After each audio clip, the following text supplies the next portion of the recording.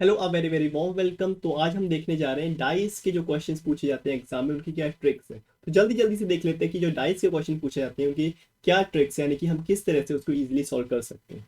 तो सबसे पहला क्वेश्चन हमारे पास है, बोलेगा find the number opposite to 3। यानी कि आपको पता है कि जो डाई होता है, डाई में 6 फेसेस होते हैं। 6 फेसेस के अंदर यानी कि एक फेस के सामने दूसरा फेस होता है, दूसरे फेस के सामने तीसरा, तीसरे के सामने चौथा, यानी कि एक दूसरे के अपोजिट फेसेस होते हैं। तो बोला गया find the number opposite to 3। यानी कि जब भी हमको एक डाइस दिया गया है, यानी कि जब भी हमको एक डाई दिया गया है, सिंगुलर होता है डाई और प्लूरल होता है, यानी कि एक से ज्यादा डाई है तो उसको क्या बोलते हैं, डाइस बोलते हैं। तो एक सिंगल डाई है, तो बोला गया है कि 3 के अपोजिट कौन सा फेस होगा, यानी कि 3 के सामने वाली जो हमारा फेस होगा उसमें कौन सा नंबर लिखा गया है। जब एक सिंगल डाई हमको दे रखा होता है तो हमेशा एक चीज को गांठ बांध लीजिए, इस चीज को ध्यान दीजिए कि अपोजिट फेस जो होता है, अपोजिट फेस का जो सम होता है हमेशा 7 होता है। कहने का क्या मतलब है, कहने का मतलब है sum of two opposite face of a die, यानी कि नॉर्मल डाई की बात कर रहा हूं, उसके बारे में मैं बात करूंगा। एक नॉर्मल डाई की अगर मैं बात करूंगा, नॉर्मली क्या होता है, जो सम होता है अपोजिट फेसेस का वो हमेशा 7 होता है। कहने का मतलब क्या है, 3। अगर पूछा जाएगा इसके 3 के सामने वाली जो फेस है उस पर क्या नंबर लिखा होगा डाई में, तो सर उसको एक्स मान लेते हैं, तो उनका सम क्या होना चाहिए, हमेशा 7 होना चाहिए। तो एक्स का वैल्यू क्या आ जाएगा, 7 - 3 यानी कि 4। बात क्लियर है, यानी कि 3 के सामने क्या होगा, 4 हो जाएगा। ये तो क्वेश्चन का आंसर है। अगर पूछा गया है 6 के सामने क्या है, 6 के सामने वाला जो फेस है उसमें क्या होगा, 6 + 1 कर दूंगा तो 7 आ जाएगा ना। तो 6 के सामने क्या हो जाएगा सर, 6 के सामने वाला जो फेस है वहां पे क्या होना चाहिए, इस वाले फेस में जो कि हमको नहीं दिख रहा है वहां पे 1 होना चाहिए। और 5 के सामने वाले फेस में क्या होना चाहिए, 2 होना चाहिए, तभी तो 5 + 2 क्या बनेगा, 7 बनेगा। ये एक नॉर्मल डाई की बात कर रहा हूँ। लेकिन कभी कभी डाई में क्या होता है, रैंडम ऑर्डर में हमें अरेंज करके दिया गया होता है, तो पूछता है कि उसके अपोजिट साइड में क्या होगा।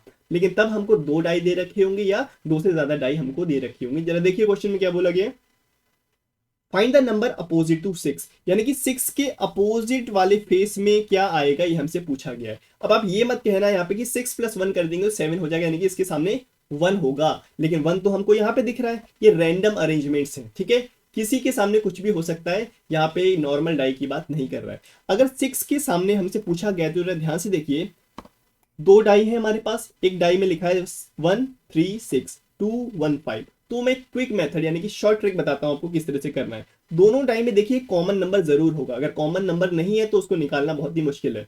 कॉमन नंबर देखिए क्या है, और कॉमन नंबर हमेशा एक होना चाहिए, एक से ज्यादा नहीं होना चाहिए। 2 डाई हमको दे रखा है तो कॉमन नंबर क्या दिख रहा है, 1 दिख रहा है। तो जरा ध्यान से देखिए, इसको जरा क्लॉकवाइज लिखिए। कैसे, जो कॉमन नंबर है उसको सबसे पहले लिखना है 1, उसके बाद लिखना है 3 को क्लॉकवाइज डायरेक्शन में, उसके बाद लिखना है 6 को, यानी कि 1 3 6। इसी के नीचे यहाँ भी यहाँ से शुरू करना है, 1 से शुरू करना है, 1 क्लॉकवाइज डायरेक्शन में 1 5 2 1 5 2। तो यहाँ से ये समझ में आता है 6 के अपोजिट क्या लिखा होगा, 6 के सामने वाली फेस में 2 लिखा होगा, 3 के सामने वाली फेस में 5 लिखा होगा, बाकी का नंबर क्या बचा, एक नंबर बच गया यहाँ पे 4। तो 4 के सामने क्या होगा सर, 1 होगा, यहाँ पे 1 1 आ रहा है ना, तो 1 के सामने क्या होगा, 4। ये बात समझ में आ गया। 6 फेस है जिसमें से 6 2 3 5 1 4 होगा। तो हमसे क्या पूछा गया, find the number opposite to 6। तो 6 के अपोजिट क्या आएगा, 2 आएगा। तो आंसर क्या हो जाएगा हमारा 2। सिंपल सी ट्रिक है, समझ में आ गया। करना क्या है, हमको कॉमन नंबर ढूंढना है। कॉमन नंबर जो होगा उसको फिर क्लॉकवाइज वे में लिखना है, यानी कि 1 यहाँ पे है तो 1 को लिखना है 1, नेक्स्ट 3, नेक्स्ट 6। उसके बाद देखना है कॉमन क्या था, 1 है कॉमन, तो यहाँ से कॉमन से स्टार्ट करना है, 1 5 2, क्लॉकवाइज डायरेक्शन में ले जाना है। तो चलिए एक और क्वेश्चन करते हैं, आपको समझ में आ जाएगा। Find the number opposite to 2, यानी कि 2 के अपोजिट क्या है। यहाँ पे 3 डाई दे रखा है, तो जरा ध्यान से सुनिए। यहाँ पे अगर मैं 6 4 1 है, सेकंड वाला जो डाई है इसको अभी छोड़ दीजिए, थर्ड वाली डाई को देखिए, 6 4 1।